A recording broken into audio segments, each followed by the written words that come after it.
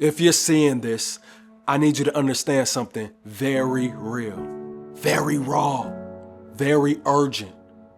God is about to do his big one. And I'm not talking about something small. I'm not talking about the little breakthrough. I'm not talking about just barely making it by.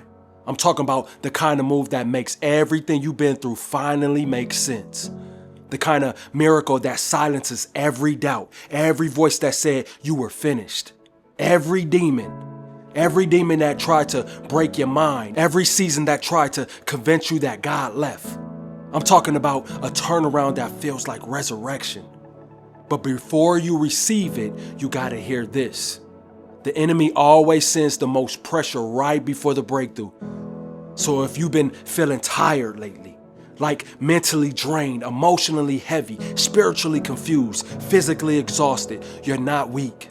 You gotta understand that you're right on schedule. You're in the delivery room, and labor hurts before it delivers life.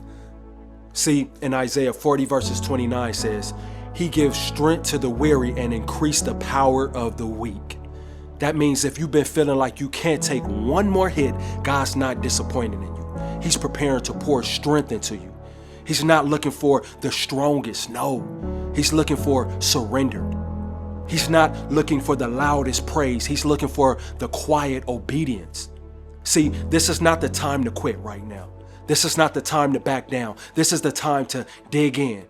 And I know that you're tired. I know you feel like nobody gets it. I know you've been faithful and still feel forgotten. But this is the moment where most people walk away. And then they never realize they were inches from their blessing. If you're seeing this, it's because God didn't want you to miss it. He is about to restore your mind. He's about to restore your energy. He's about to restore your joy. But restoration doesn't happen in comfort. It happens in trust. And while you wait on your big one, there's something that you gotta do. You gotta stay ready. You gotta prepare like it's already on the way. You gotta start making space in your heart and your habits and your mindset for the new thing. You can't pray for rain and walk around without an umbrella. You can't say, God bless me, and then still surround yourself with people and environments that are anti-blessing. Nah, you got to prepare for the promise. That means cutting off distractions. That means being honest with God when your faith is low. That means doing the boring work out of faith, praying when you don't feel anything, reading when it's not exciting, staying focused when everything around you is trying to pull you off course. I say it all the time. This isn't punishment. This is positioning.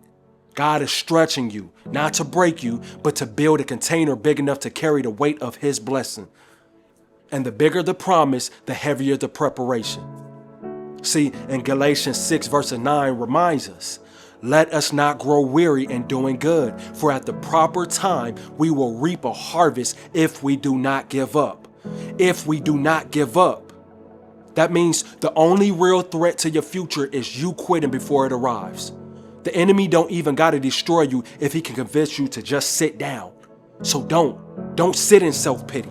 Don't sit in guilt. Don't sit in shame. You've come too far. You lost too much. You've cried too long. You survived what they said you wouldn't. See, this is your confirmation that the heavens are moving, that doors are cracking open, that angels have been dispatched on your behalf, that God has heard every single whisper of your prayers. And the wait wasn't wasted. It was woven into the testimony. But hear me. In the meantime, before the big one arrives, you have a job. Protect your perspective. The enemy will try to blur your vision right before your breakthrough. He'll make you focus on everything that's not working so you forget what actually is. He'll make you start obsessing over how long it's taking so you start thinking God has changed his mind. But he didn't. God is not slow. He's strategic. He's been preparing the blessing just as much as he's preparing you. Because it ain't a blessing if it arrives and you ain't ready to carry it. So don't curse the process. Embrace it. Keep showing up. Keep being faithful and quiet. Keep serving. Keep sowing. Keep resting. Sometimes the most spiritual thing that you can do is rest. That's faith too, see? And if you feel like you've been walking through the valley, guess what? Psalms 23 doesn't say if you walk through the valley. It says, though I walk through the valley of the shadow of death, I will fear no evil. It's a walk through, not a permanent destination. See, you're just passing through it. And on the other side, it's overflow. There's presence, it's glory. See, God is about to show off in your life, but he wants your heart before he gives you the house. He wants your trust before he gives you the title. He wants your obedience before he gives you the opportunity. See, this is the exchange. And if you give that to him, you won't just be blessed, you'll be transformed. So here's your reminder. Your tiredness is not a sign of defeat. It's a sign of expansion. God is enlarging your capacity. He's breaking the shell around your old identity and inviting you into the new version of you that can handle what you've been praying for. You're not broken, you're becoming. You're not too late, you're right on time. And if you can hold on through this part, this dry part, this lonely part, this confusing part, you're going to step into something that will make you forget why you ever doubted in the first place. Because the thing about God is, when he does it, it's always bigger than what you ever imagined. And when he restores, it's always better than what you lost. So you got to breathe. Cry if you need to. Get back up, talk to him, rest in him, block the noise, feed your faith, and remind yourself, if I'm seeing this right now, God's not finished. He's just getting started, and he's about to do his big one. Now here's the part most people avoid. The part that don't always shout from a stage or look pretty in a caption. If you really want God to do his big one, you have to surrender. And I mean truly surrender. Not just say, God, I trust you with your mouth, but still be trying to control everything with your hands. Not just pray about it and then go panic 2 hours later. Not just worship on Sunday and then run back to what's familiar on Monday. No. This kind of a blessing, this kind of a breakthrough, this kind of a supernatural shift, it requires surrender. Because God is not trying to force a miracle into your hands while you still holding on to the very things that are blocking it. That pain you won't release. That person you won't let go of. That version of you that feels safe, but it's actually small. God's like, I'm ready, but are you? Because the truth is, most people pray for change, but secretly want to stay the same. And so the question is no longer, can God do it? The question is, do you want to accept it? Do you want to accept the weight that comes with the blessing? Do you want to accept the pruning, the stretching, the letting go, the isolation that might come before the increase?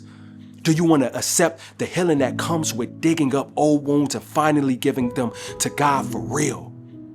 See, surrender ain't weak. It's the strongest thing you'll ever do.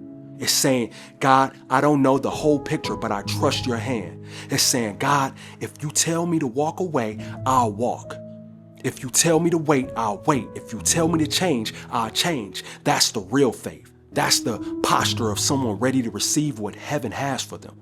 Because God is not withholding from you. He's protecting you from receiving something too early, or something that will destroy you if you're still holding on to the wrong mindset.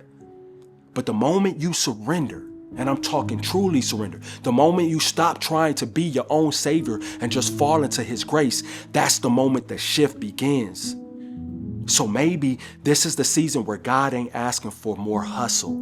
He's asking for more humility. Maybe it's not about trying harder. It's about trusting deeper. Maybe it's not about fixing everything. It's about finally letting go. The big one is coming, but God is asking for your eyes. Your yes, not your perfect performance, not your resume of good deeds, not your fear-based obedience, just your yes. Yes to healing, yes to transformation, yes to doing it his way even when it scares you. Yes to the calling, yes to the unknown, yes to the next version of you that's already waiting on the other side of surrender. So yes, if you're seeing this, don't just get hyped about the blessing. Become the person who can carry it. Surrender your will, surrender your timing, surrender your fear, and say, God, have your way. Because when you surrender, that's when heaven moves. That's when chains break. That's when the impossible becomes possible. That's when God does his big one. Now, the only question left is, will you let him? Look, if you're feeling lost, stuck, or having a hard time, or even if you just want to talk, come book a call. I'll be glad to speak with you.